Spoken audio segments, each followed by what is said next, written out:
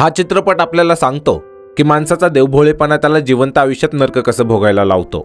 त्याचबरोबर हा चित्रपट समाजाचा तो चेहरा आपल्याला दाखवतो ज्यात कधीकधी समाज तर आपला शत्रू असतोच, सोबतच आपले आईवडील सुद्धा आपले शत्रू असू शकतात। आणि जर स्वतःच्या भल्यासाठी तुम्ही आपलं पर्क विसरून त्यांचा विरोध नाही केला तर तुम्हीच नाही तर तुमच्यासारखे आणखी लोक अशा लोकांचे व त्यांच्या चुकीच्या विचारांचे शिकार होतात।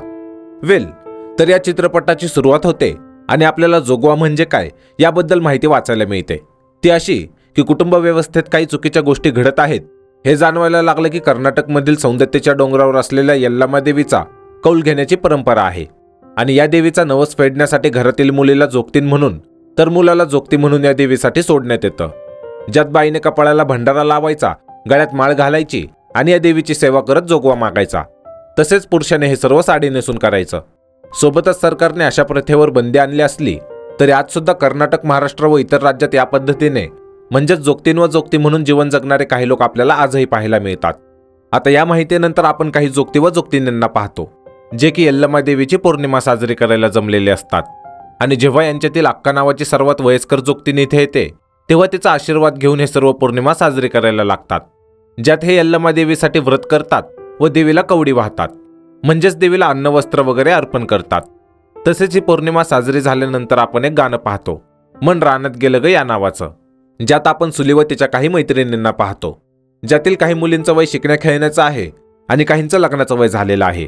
असो, यातच आपण एक महत्त्वाचा सीन पाहतो ज्यात आपल्याला माहित होतं की सुलीने गेल्या 15 दिवसांपासून डोक्यावरून आंघोळ केलेली नाही, म्हणजेच तिने 15 दिवसांपासून तिचे केस धुतलेले नाहीत। आणि याच गाण्यात सुलीची मैत्रीण सखू सुलीला सांगते की तिचं लग्न ठरलेलं आहे आणि लवकरच तिच्या घरचे तिचं लग्न लावून देतील।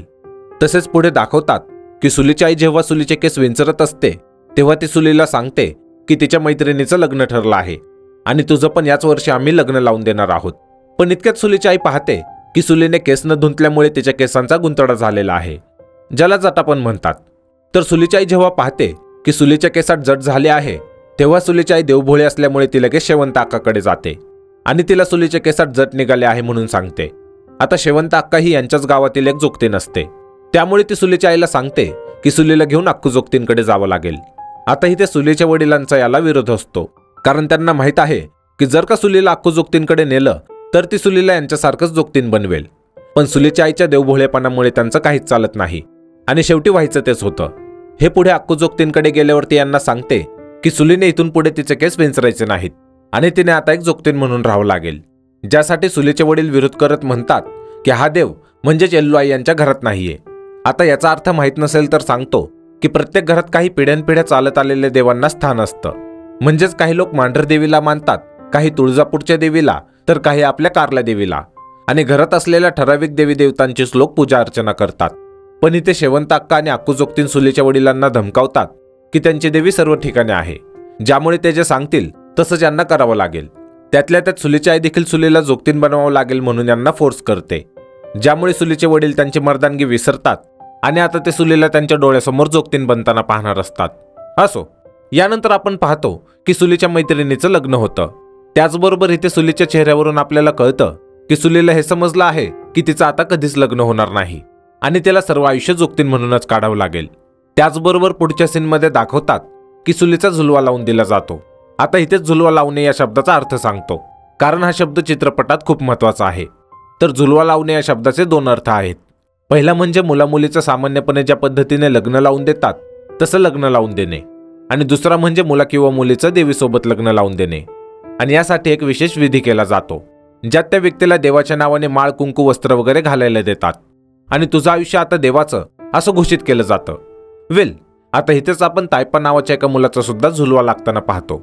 प्रत्यक्षात तायप्पाच्या लघवीतून रक्त पडत असल्यामुळे तायप्पाच्या वडिलांनी खूप साऱ्या दवाखान्यांमध्ये तायप्पाचं चेकअप केलेलं असतं, पण शेवटी कसलाही उपाय न झाल्यामुळे तायप्पाच्या वडिलांनी यल्लमा देवीकडे तायप्पासाठी नवस केला, ज्यामुळे तायप्पाला जोगती बनावं लागलं।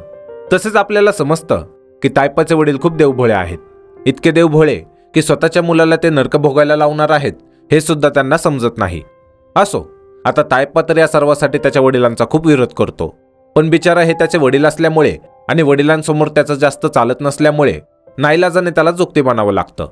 तर सुली व तायप्पाची जोगती व जोगतीन बनण्याची जी काही विधी असते ती झाल्यावर हे पुन्हा त्यांच्या घरी येतात जिथे एकीकडे सुली शेवंत अक्कासोबत गावातील घरोघरी जाऊन जोगवा मागायचं काम करते, तर दुसरीकडे तायप्पाला जोगतीप्रमाणे राहावं लागतं. त्यामुळे तो घराच्या बाहेर कुठे जातच नसतो. आणि यातच एके दिवशी तायप्पाचे वडील त्याला घरात वापरासाठी पाणी घेऊन यायला सांगतात. ज्यावर तायप्पा त्यांना सांगतो की त्याला साडी नेसलेल्या वेशात घराबाहेर जायला लाज वाटते, त्यामुळे तो पाणी आणायला जाणार नाही. पण तायप्पाच्या वडिलांनी त्याला 4 शिव्या ऐकवल्यावर तो अखेर पाणी आणायला घराबाहेर पडतो. आता इथे जेव्हा तायप्पा गावातून हंडा घेऊन चाललेला असतो, तेव्हा गावातील तायप्पाची तीच ओळखीची मुले त्याची मुलगी म्हणून छेड काढतात, जी की आधी तायप्पाला मुलगा मानायचे. तसेच पुढे तानू अक्का नावाची एक जोगतीन तायप्पाच्या घरी येते, जी पाहते की तायप्पा अजून पुरुषांसारखंच वावरत आहे. म्हणजेच त्याने साडी तर नेसलेली असते, पण साडीच्या आतमध्ये त्याने पायजमा घातलेला असतो. ज्यामुळे ती तायप्पाला सांगते की इथून पुढे त्याने पुरुषपणा सोडून बायकांसारखं वागायला हवं. त्याचबरोबर ती तायप्पाला पायजमा काढायला सांगते. आणि तायप्पा जेव्हा पायजमा काढत नाही, तेव्हा त्याच्या वडिलांनी त्याला धमकावल्यावर तायप्पा अखेर पायजमा काढायला लाचार होतो. सोबतच दुसरीकडे सुलीच्या गावी आपण पाहतो की सख्या नावाचा एक मुलगा सुलीसोबत शरीर संबंध करण्याच्या उद्देशाने तिची छेड काढतो. आणि त्याचं म्हणणं असतं की सुली आता जुकतीन आहे आणि एक प्रकारे तिला सर्व गावासाठी सोडलेलं आहे. पण सुली त्याला झापते आणि पुढे घरी आल्यावर हा सर्व प्रकार ती शेवंताला सांगते. ज्यावर शेवंता सुलीला म्हणते की या अशा घटनांकडे तू दुर्लक्ष कर. आता पुढे दाखवतात की तायप्पाच्या चोळी बांगडीचा कार्यक्रम असतो. त्यामुळे शेवंता सुलीला तायप्पाच्या गावी कार्यक्रमासाठी घेऊन जाते, जिथे सुली पाहते की यांच्यातील पारे नावाची जोगतीन मारत्या नावाच्या मुलासोबत प्रेमसंबंधात आहे. तसेच पुढे ती यांच्यातील सर्वात जास्त मानसन्मान असणारा जोगती असतो त्याला दारू पिताना देखील पाहते. ज्यामुळे सुली विचारात पडते की हे सर्व जोगती नसून सुद्धा देवाच्या नावाखाली असं कसं काय करू शकतात. यानंतर तायप्पाच्या चोळी बांगडीचा कार्यक्रम केला जातो. आणि जेव्हा तानू अक्का व बाकी जोगतीन तायप्पाला सोडायला घरी जात असतात, तेव्हा गावातील मुले तायप्पा जोगती झाला म्हणून त्याची छेड काढतात. ज्यामुळे तायप्पा त्यांना मारायला जातो. पण तेव्हाच तायप्पाचे वडील त्याला अडवतात आणि तायप्पाला कानाखाली मारून त्याला म्हणतात की तू आता जोगती आहेस, त्यामुळे पुरुषांसारखं वागणं सोडून बाईसारखं वागायला सुरू कर. जे ऐकून तायप्पा रागात इथून पळून जातो. तसेच पुढे यमन्या तायप्पाला समजावतो की त्याचं जीवन आता असंच असणार आहे. गावातील लोक तुझी छेड काढतच राहतील, पण तू त्यांच्या अंगावर धावून जाऊ नकोस, कारण उद्याला हेच लोक तुला जोगवा देणार आहेत आणि अडीअडचणीला पैसे. तसेच यमन्या त्याची स्टोरी सांगतो की जेव्हा तो लहान होता तेव्हा त्याची आई कोणासोबत तरी पळून गेली, ज्यामुळे तो अनाथ झाला आणि पुढे फक्त 10 वर्षांचा असताना तो जोगती झाला. ज्यामुळे गावातील खूप साऱ्या मुलांनी त्याच्यावर अत्याचार केले आणि आजपर्यंत सुद्धा हे असंच सुरू आहे. आता यमन्याचं दुःख ऐकल्यावर तायप्पाचं एक प्रकारे ब्रेनवॉश होतं आणि तो हे मान्य करतो की यापुढील त्याचं जीवन असंच असणार आहे. ज्यामुळे तो दुसऱ्या दिवशी तानू अक्काच्या मळ्यात जातो. प्रत्यक्षात तानू अक्का काही जोगत्यांना सोबत घेऊन तायप्पाच्याच गावात राहत असते आणि हे सर्व गावगावी जाऊन ज्या प्रकारे कीर्तन भजन करत असतात, तसंच यल्लमा देवीचा एक प्रकारे प्रचार करत असतात आणि त्याच्या बदल्यात लोक यांना पैसे देत असतात. आता इथे तायप्पाला माहित होतं की सुले यांच्यासोबत राहत नाही, तर ती तिच्या गावातील घरी राहते आणि यमन्या सुद्धा अक्कोबाई सोबत असतो. तसेच तानू अक्काला वाटत असतं की तायप्पा आता यांच्यासोबत राहायला आला आहे. पण तायप्पा तिला सांगतो की तो रोज दिवसभर यांच्यासोबत राहील आणि संध्याकाळी घरी जात जाईल. त्याचबरोबर यानंतर लल्लाटी भंडारा हे गाणं आहे, ज्यात आपण पाहतो की तायप्पा देखील आता तानू अक्कासोबत गावोगावी जाऊन यल्लमा देवीचा प्रचार करत आहे. आता इथे एक सांगायचं राहून गेलं की तानू अक्का बाकी जोगतींसोबत जो यल्लमा देवीचा मेळा करत असते त्याला गावातील लोक तमाशा म्हणत असतात, कारण सर्वांच्या मते जोगतींची राहणीमान व त्यांची वागणूक तमाशातील लोकांसारखीच आहे. असो, यातच दाखवतात की याच मेळ्यात तायप्पा व सुलीची वारंवार भेट होत असते, ज्यामुळे आपल्याला समजतं की बहुतेक तायप्पा सुलीच्या प्रेमात पडला आहे. तसेच पुढे आपण पाहतो की सुली देखील तिचं घर सोडते आणि तानू अक्काच्या मेळ्यात राहायला येते. प्रत्यक्षात सुलीची आई तिला घर सोडून तानू अक्काच्या मेळ्यात राहायला जाऊ देत नसते, पण सुली तिच्या घरच्यांच्या विरोधात जाऊन तिचं सर्व सामान घेऊन तानू अक्काच्या मेळ्यात येते आणि ती सुद्धा आता मेळ्यातील इतर जोगतींसारखं नाचगाणं करायला लागते. आता यातच एके दिवशी राघू तानू अक्काला भेटायला येतो, जो की यांच्या मेळ्याचा मालक असतो. म्हणजेच यांचा मेळा कुठे कुठे नाचगाणं करेल ते सर्व हाच ठरवत असतो. त्याचबरोबर आज हा अनु नावाच्या एका मुलाला घेऊन आलेला असतो, जो की आजपासून यांच्या मेळ्यात झांजा वाजवण्याचं काम करणार असतो. त्याचबरोबर इथे सुली देखील असते, त्यामुळे राघूची व अनुची नजर तिच्यावर पडते, ज्यामुळे आपल्याला समजतं की या दोघांचीही सुलीवर वाईट नजर आहे. तसेच हे तायप्पाच्या सुद्धा लक्षात आलेलं असतं. पुढे आपण तायप्पाला त्याच्या एका मित्रासोबत पाहतो, जो की इथे तायप्पाशी बोलत असताना त्याच्याशी बळजबरी करत शरीर संबंध बनवण्याचा प्रयत्न करत असतो. पण यासाठी तायप्पा त्याचा विरोध करतो आणि त्याला शिव्या देऊन इथून पळवून लावतो. सोबतच पुढे दाखवतात की अनु व तायप्पा जेव्हा बोलत असतात तेव्हा अनु तायप्पाला म्हणतो की जर मला कोणी म्हणालं असतं की साडी नेस म्हणून, तर मी तर नेसली नसती, पण तू का नेसलीस? तसेच तो तायप्पाला विचारतो की तू मेळ्यातील एवढ्या बायकांसोबत एकट्याकडे वावरत असतो, मग तुझ्या मनात त्या बायकांना पाहून कोणत्या भावना निर्माण होत नाहीत का? ज्यावर तायप्पा विचारात पडतो आणि तो अनुला काहीच उत्तर देत नाही. आता असंच अनुची सुलीसोबत सुद्धा चांगली ओळख होते, ज्यामुळे अनु सुलीसोबत बोलत असताना आपल्याला माहीत होतं की अनु अनाथ आहे आणि यांना भेटण्यापूर्वी तो मुंबईतील रिमांड होममध्ये होता. सोबतच अनु व सुलीचं एवढं चांगलं जमायला लागतं की पुढे यांचे प्रेमसंबंध सुरू होतात आणि हे सर्व तायप्पा पाहतच असतो, ज्यामुळे त्याला खूप दुःख होतं. तसेच आपल्याला समजतं की तायप्पाचं सुलीवर खूप प्रेम आहे, पण हे तो तिला सांगू शकत नाही. आता आपल्याला तर माहीत आहे की राघूची सुद्धा सुलीवर नजर आहे, त्यामुळे तो एके दिवशी सुलीसाठी साडी घेऊन येतो, पण सुली ती साडी नेसण्यास नकार देते आणि याचाच राग मनात धरून पुढे राघू सुली व अनुला रंगेहात पकडतो आणि अनुला मारायला लागतो की त्याने अनुला यांच्या मेळ्यात काम दिलं आणि अनु मेळ्यातील मुलीला त्याच्या नादी लावतोय. पण यात सुली या दोघांच्या मध्ये येते आणि अनुला सोबत घेऊन हा मेळा सोडून जायला लागते. पण एवढ्यात इथे तानक्का व मेळ्यातील बाकी सर्वजण येतात आणि यांना सुद्धा माहीत होतं की अनु व सुली एकमेकांच्या प्रेमात आहेत, ज्यामुळे सुली तानुक्काला सांगते की तिला अनु आवडतो आणि हे दोघे लग्न करायला चालले आहेत. पण राघू इथे सुलीची वाट अडवायला लागतो, ज्यामुळे तायप्पा सुलीला वाचवण्यासाठी पुढे येतो आणि तो सुलीला राघूपासून वाचवतो. प्रत्यक्षात सुली इथे पाहते की तिच्या बाजूने तायप्पाला सोडलं तर बाकी कोणच बोलत नाहीये, पण पुढे तायप्पाची हिंमत पाहून तानक्का देखील सुलीची बाजू घेते आणि सुलीला अनुसोबत जायला सांगते. पण अचानक अनु पलटी मारतो आणि तो सुलीला त्याच्यासोबत नेण्यास नकार देतो, कारण त्याचं म्हणणं असतं की सुली जोगतीन आहे व ती कोणा एकाची होऊ शकत नाही, ज्यामुळे सुली त्याला सांगते की ती अनुच्या बाळाची आई होणार आहे. तसेच तायप्पा देखील अनुची खूप समजूत काढतो, पण अनु कोणाचंही न ऐकता इथून पळून जातो. आता तायप्पा अनुला शोधण्याचा खूप प्रयत्न करतो, पण अनु मात्र सुलीला सोडून कायमचा निघून गेलेला असतो. आता सुली देखील हा मेळा सोडून तिच्या गावी शेवंताकडे निघून जाते, ज्यामुळे इकडे तानक्का व तायप्पा राघूसोबत भांडतात की त्याच्यामुळे सुली यांचा मेळा सोडून गेली, ज्यामुळे राघू देखील हा मेळा बंद करून टाकतो. आणि आता तायप्पा व तानक्काकडे पैसे कमवायचा जो काही एक मार्ग होता तो बंद होतो. तसेच यांच्या मेळ्यातील जी फुली नावाची जोगती नसते ती सुलीच्या आईकडे जाऊन सुलीबद्दल सर्व काही सांगते की सुलीचं अनुसोबत लफडं होतं, तो हिला सोडून निघून गेला आहे आणि सुली आता प्रेग्नेंट आहे म्हणून, ज्यामुळे सुलीची आई सुलीला शोधत शेवंताकडे येते आणि तिथे सुली भेटल्यावर तिला खूप मारते. त्याचबरोबर पुढे ती रखमा नावाच्या एका वयस्कर बाईला बोलवून घेते व सुलीच्या पोटातील बाळ खाली करून टाकते. आता इथे या चित्रपटातील आणखी एक अप्रतिम गाणं आहे, रिकामी सांजची घागर नावाचं, ज्यात आपण पाहतो की काही दिवसांनी सुली पुन्हा तानक्काच्या गावी येते आणि आता ती खूप दुःखात असते, त्यामुळे तायप्पा तिला या दुःखातून सावरण्यात तिची मदत करतो, ज्यामुळे सुली व तायप्पा आता चांगले मित्र बनतात आणि जास्त करून त्यांचा वेळ ते एकमेकांसोबत घालवतात. आता यातच दाखवतात की यांचा मेळा बंद झाल्यामुळे यांच्याकडे कसलेही काम नसतं, ज्यामुळे तायप्पा व सुली यांचा स्वतःचा मेळा काढायचं ठरवतात.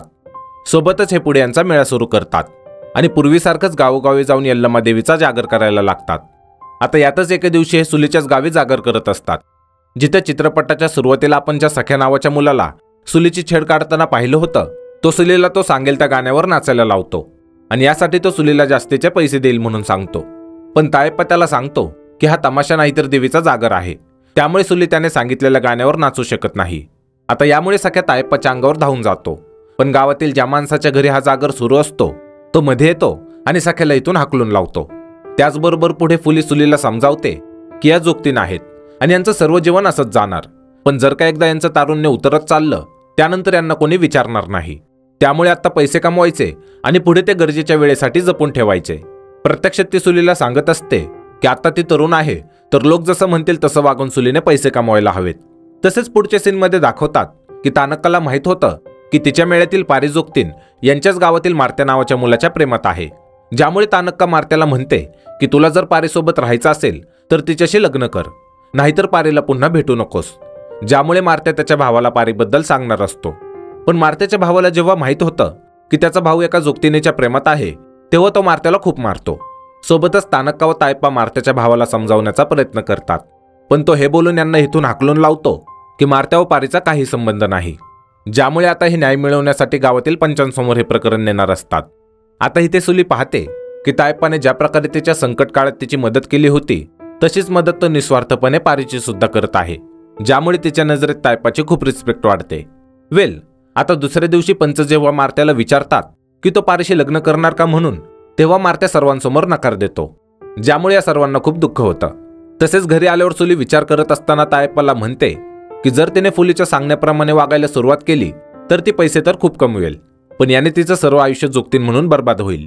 आणि पारीसारखं कोणावर प्रेम करण्याचा प्रयत्न केला तर सर्व पुरुष तिच्याकडे वेगळ्याच नजरेने पाहायला लागतील.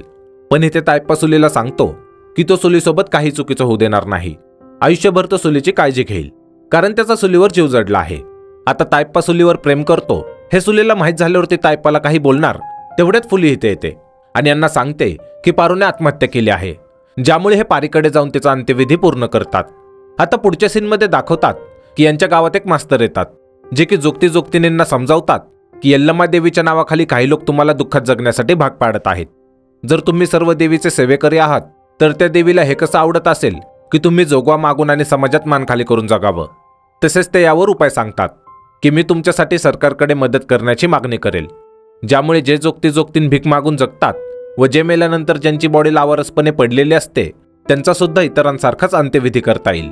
पण मास्तर सर्वांना हे समजावत असताना यमन्या व तानक्का त्याला इथून हाकलून लावतात. आता सुली व तायप्पाला समजतं की मास्तर जे काही बोलत होता ते यांच्या भल्याचंच बोलत होता, पण तानक्कासारख्या जोगतीनींना कोणाचंही भलं होऊ द्यायचं नाहीये. त्याचबरोबर दुसरीकडे यमन्या व तायप्पा दारू पित असताना यमन्या तायप्पाला सांगतो की त्याला माहित आहे की तायप्पा सुलीवर प्रेम करतो म्हणून, पण यावर तायप्पा नकारतो.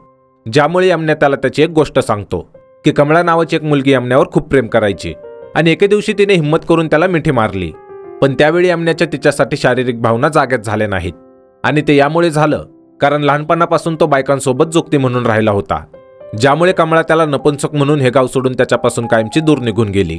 सोबतच यमन्या तायप्पाला सल्ला देतो की तुझ्यामध्ये अजून देखील पुरुषपणा जिवंत आहे. ज्या दिवशी सुली तुला मिठीत घेईल तेव्हा तुला तिची शारीरिक भूक भागवता आली पाहिजे, नाहीतर असं जोगती म्हणून राहून तुझ्यामधील सुद्धा पुरुषपणा निघून जाईल. आता यामुळे तायप्पा खूप मोठ्या विचारात पडतो आणि तो त्याच्या घरी येतो, जिथे तायप्पाचे वडील त्याला यामुळे मारायला लागतात कारण गावातील एकाने यांचे कान भरलेले असतात की तायप्पा इतर जोगतीनींची मदत करत आहे म्हणून. जसे की तो सुलीच्या बाजूने सखेशी वाकड्यात गेला होता व पारेच्या बाजूने पंचांसमोर मारत्याच्या भावाला तो बोलला होता, आणि याचाच राग मनात धरून तायप्पाचे वडील त्याला मारत घरातून हाकलून लावतात. पण जाता जाता तायप्पा त्याच्या वडिलांना हे बोलून जातो की मला साडी नेसून तुम्ही माझ्या आयुष्याचं वाटोळ केलं.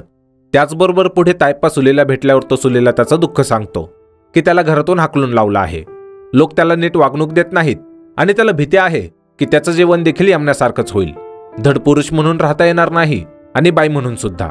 ज्यावर सुली तायप्पाला धीर देते की तो जसा वागत आहे त्यात तो काही चुकीचं वागत नाही, त्याउलट तिला या वेड्यांच्या जगात तायप्पास तेवढा बरोबर व्यक्ती दिसतो.